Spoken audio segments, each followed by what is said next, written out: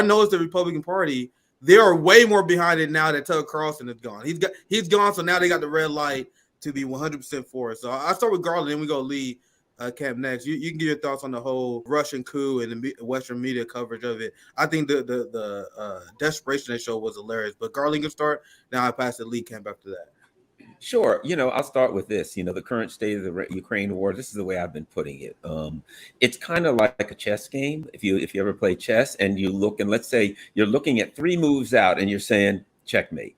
But everybody looks at the board and you say, I do this and you'll do that. I can do this. And everyone can see within the next 3 moves, it's checkmate. So the game's over. There are still moves that can be made, but everybody can look at the board and see this game's over, clear the board and start again, right? When I look at Ukraine and I see now that basically they call it a mobilization, they're literally kidnapping people off the street, taking them to like Germany for 6 weeks of training.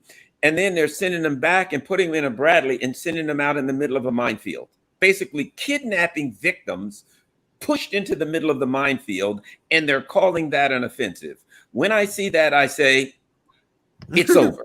The war is over.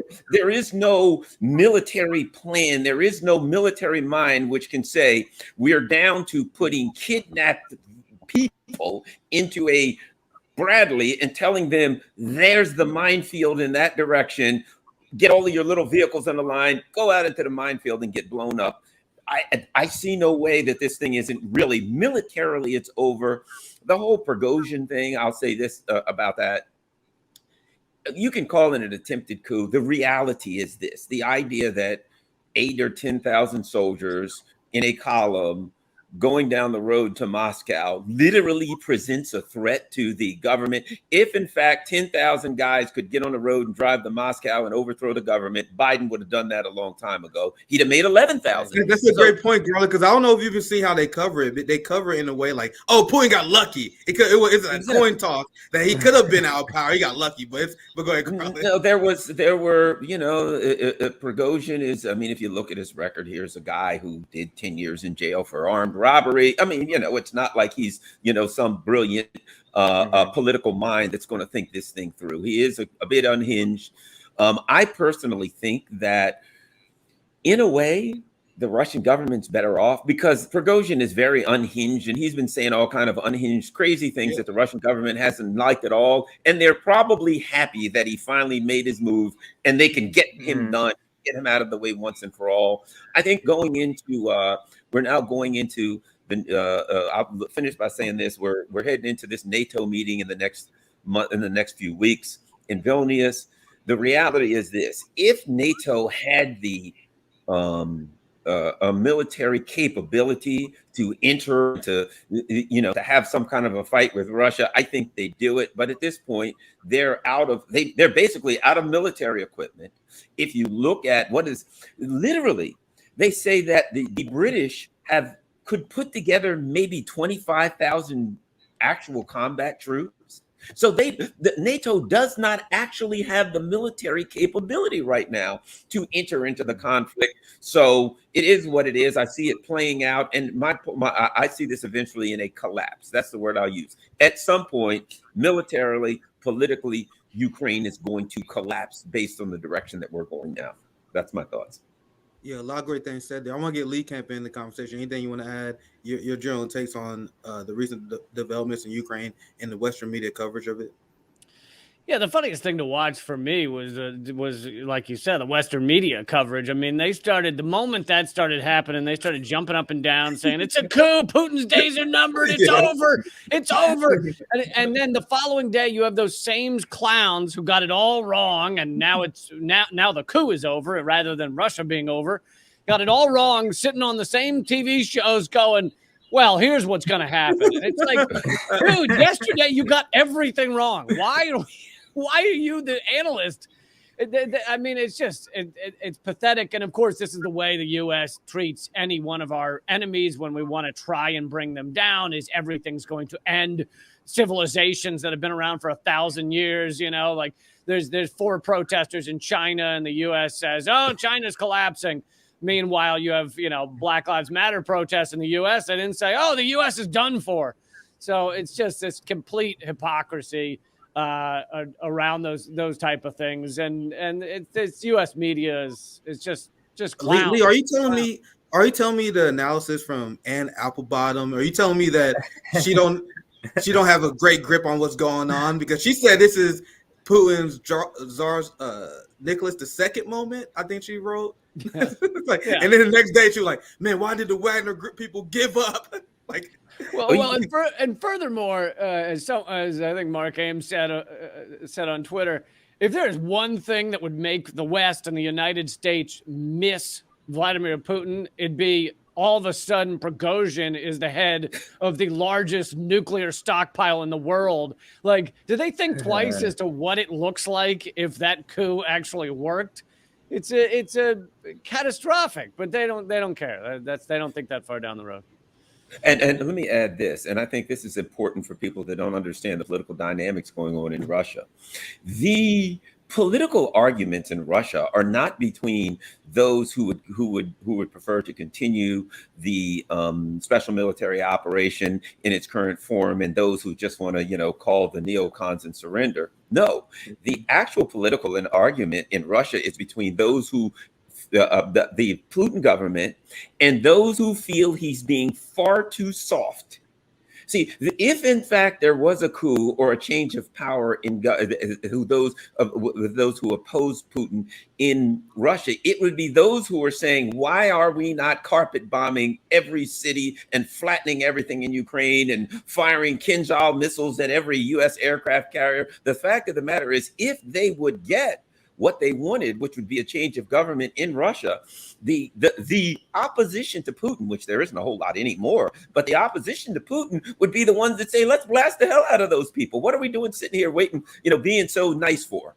So that's the ironic thing about them, that even if they won, they'd lose. And let me insert one part here. Do either of you or both of you can answer this question? Do you feel like this war in particular, the war propaganda, just seems to be falling so very short compared to maybe Persian Gulf War? It seems like this is much more transparently ridiculous to me. Are you sort of getting that feeling? I'll start with you, Garland, and go to Lee. Are you sort of getting that feeling, or is it just because we're immersed around people who are talking about it? Or do you get the feeling that like a lot of people are just, this doesn't feel right? I think the big difference now is shows like this. People like the four of us who are in alternative media, who are, putting forward the information as best that we can find it, putting together going to alternative sources of information. During the Iraq War, you didn't have, the Jimmy Dore show and George Galloway and RBN, Lee Camp. You didn't have all of these people. We didn't have all of these YouTube and alternative media shows for people to go to. I think one of the things that is happening now is that there is a mass exodus from if you look at the numbers, CNN, Fox, etc., there's a mass exodus from mainstream media. People are going to alternative media. Let me say this real quick. The person who inspired me to do my YouTube show is on the screen beside me right now, Lee Camp. I was talking to Lee Camp one day, and I said, was talking about it, and Lee Camp said, Garland, people are thirsty for alternative media. The exact word he used. They're thirsty. And I thought to myself, well, hell, I might as well give it a shot. It took me about a year, but that always stuck in my mind. And it comes down to what we're saying. I don't think that the rhetoric they're using is any more or less effective. I think that there are other options for information that people are taking. And I think the people right here are those options. And I think we're all doing a good job. Wow, Lee, you inspired. Well, thank you. Wow, that's a big wow. Go ahead. Well, I appreciate that. I think the exact words I used were, Garland, how tough could it be to do a better show than mine? I suck. That was what I said. And he was like, wow, that is so true. But yeah, in terms of the mainstream media, I mean, yes, there is a mass exodus from these mainstream media outlets that try and keep all of the debate within a tiny little window of allowable thought. I mean, just look at who's advertising on Fox News and CNN. It's advertisements for hemorrhoid cushions. Their average audience is like 75. Like, it is not anybody under 50 watching those channels. So, yeah, people are waking up to a lot of it. That being said, I wouldn't say that, there was ridiculous propaganda during Persian Gulf as well. I mean, I think the WMD was a little bit off the mark, but it's just that people weren't as awake to it. People weren't. And the other thing is, the U.S. kind of, won that war, meaning they destroyed Iraq and killed 1 million people. Whereas now the U.S. side of this proxy war is losing. So you have to get more and more ridiculous propaganda to try and justify a losing cause. So it is getting truly hilarious. And I think, a lot of people are awake to it. And at minimum, even if they don't know what's going on the front lines in Ukraine, which most of us don't, because the first victim of a war is truth. Most of us don't, but they know that what they're getting in the mainstream media is bullshit. So that's step one. I'm going to add something else too, because I have a show in Los Angeles on KPFK, and LA is blue no matter who kind of land, right? And I was surprised because I got, like, when I first started doing the show and the war started, first couple of weeks, I got this, oh, you're a Russian bot kind of stuff, right? But I noticed that more and more, and the calls that I get now when I open are, keep doing what you're doing. This is what Pacifica is supposed to be about. The calls I had, the general manager at my station here in Washington, D.C. at WPFW, the Pacific affiliate here, said, yeah, I had some people from the board tell me Garland is the great hope for KPFK. It's not that I'm some genius or special guy. It's that what we're all doing as best we can is to research various media outlets, not just the same old Washington Post, New York Times, to put it together and to give people some information and let them think about it, to give them some alternative information to think about it. And me being an anti-imperialist, I point out the contradictions of empire, the contradictions of neoliberal capitalism. When you point out the contradictions, people can't help but view. You can't argue against the contradiction. When I say, well, wait a minute, we say that you can't attack your neighbor. We say that Ukraine is independent and they should be able to do whatever they want and ally with anyone else. And then I bring up an article where the U.S. now says we should bomb Cuba because they're doing something with China. Oh, we should attack the cartels in Mexico. Literally. But now I point out, though, and I bring out an article and I point out these contradictions. I don't have to be a genius or some geopolitical, have a PhD in, geopolitics. I can simply say, here's what we say here. Here's what we say there. Let the contradictions of capitalism and the contradictions of imperialism speak for themselves. And that allows people the listeners to say, I'm figuring this out. Nobody's figuring out for me. And I think that's one of the things that alternative media tries to do. I agree. Totally. Go ahead, Nick. Yeah, well said. I want, since we're on the topic of Ukraine, I want to explain to you guys how unserious Zelensky is and why he does not want to pursue peace. And I think the Chinese peace proposal is pretty fair. And Russia's co-signed on the Chinese peace proposal that calls on respecting the sovereignty of people's nations. Meanwhile, Ukraine, you want to know what Ukraine said they want in order to end the war? They said they want Crimea back. Unserious. Unserious about ending the war. I'm asking you this question. We see how many Ukrainians are being slaughtered. Why doesn't Zelensky want to end the war? It's clear he does not want to end the war. If you're asking for a Crimea back, that's evidence that this is not a defensive war on your part. This is not defensive. Go ahead, Lee, if you want to chime in. It looked like you did. Yeah, I mean, there's a few reasons he doesn't want to do it. One is, as Seymour Hersh reported, he and his cronies, Zelensky and his cronies, have filtered off the top about $400 million from the money coming in there. So that's a good reason. There's 400 million reasons to not stop the war. But another reason beyond that is, as we know, and as I'm sure you guys have talked about, there was a peace plan on the table over a year ago that was ready to be signed, and Boris Johnson, representing the United States, went running over there and basically said that, if you sign something, the West is not going to support you. You will be on your own. And Zelensky knows that the only reason Ukraine is anything in this proxy war is the propping up by the West. So it basically, they said, you're not signing a peace deal until we agree you can sign a peace deal. So that's yet another reason that Zelensky is not serious about peace. And of course, the U.S. doesn't care. Most of the U.S. There is a bit of a rift in the ruling elite about this, but for the most part, the U.S. doesn't care for peace in Ukraine. They helped create this proxy war. They wanted to bleed Russia. It's achieved some of the aims that the U.S. wanted, even though many of the sanctions have backfired. But they got to blow up the Nord Stream pipeline, so they, that was a nice little perk of all this. So yeah, there are multiple reasons. There also could be the fact that you notice when the U.S. is done with a puppet president that they used for a few things, they generally get bayoneted in the streets, or they end up in a a U.S. prison like Noriega, or they end up hanged like Saddam Hussein. So the days after the U.S. is done using you for something are not a safe time. Yeah, and go ahead, Garland. Go ahead. You got to remember Afghanistan. I think he wants to end up like Ashraf Ghani in Afghanistan, because as you remember Ashraf Ghani, there was an article that I refer to a lot, where towards the end of the war, Ghani called the puppet president of Afghanistan. He called Biden and he says, "Look, the Taliban's overrunning all our positions. We're in deep and serious trouble." And Joe Biden said, "We need to maintain a perception, even if it's not true, that, things are going all right. So I need you to say this and blah, blah, blah, blah, blah, blah, blah." And what happened with Ghani? In the end, Ashraf Ghani jumped on an airplane with $160 million in cash. As they were running down the tarmac, there were literally suitcases of money falling out. Anybody can look these articles. So he's getting on this plane. There's suitcases of money falling out. He hops on the plane and he flies away with $160 million cash, right?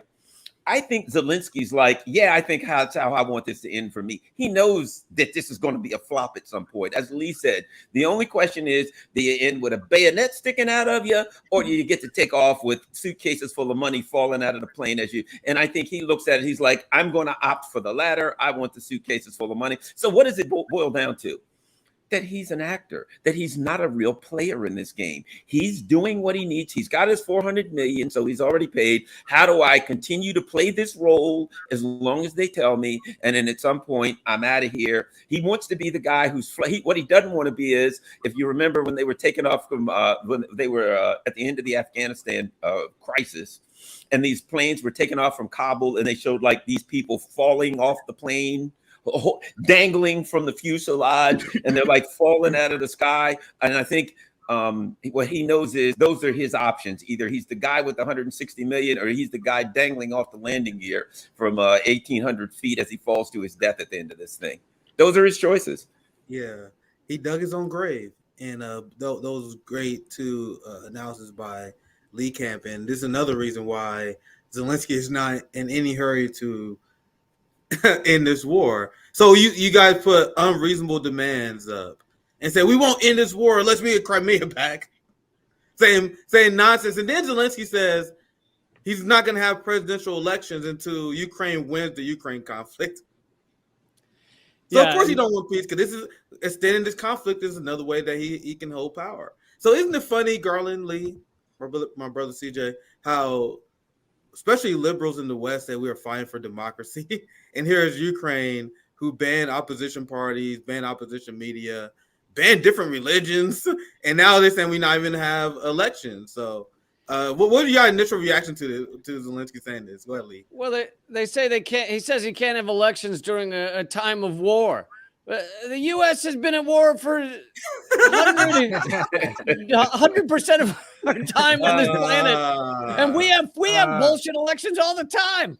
We have crap rigged elections all the time, even while we're at war. We could just take a page out of our book, Zelensky. We'll show you how to have a rigged election during wartime. I mean, usually we're bombing 7-8 countries. We're still having some kind of elections. If you study Abraham Lincoln during the Civil War. Remember, the discussion during the Civil War was whether he was even going to run or not in 1864, because they were losing at the time. And Lincoln came out and said, darn it, if I lose, I'm going to take my army and march on Richmond and end this thing anyway. You know, bottom line was this: the U.S. was in the midst of a civil war, didn't know if it was going to exist or not afterwards. And the U.S. was still going to have elections, World War II, on and on. But the bottom line is this: they have elected in the first place. The whole thing is a scam. The United States overthrew the government and installed puppets. So what would be the point of having a government? He outlawed his principal his opposition party. The guy who was leading him in the polls, a guy named Medvedev, he locked the guy up and put him on house arrest, threw him out of the country. So the reality is, when they've outlawed the left, the communists, the socialists, they're completely outlawed. They can't even be involved in the political process anymore. So the reality is this: if you look at what's going on now, it would be a farce for them to have elections in the first place when the government is being run by the Biden team back here in Washington, D.C. Absolutely.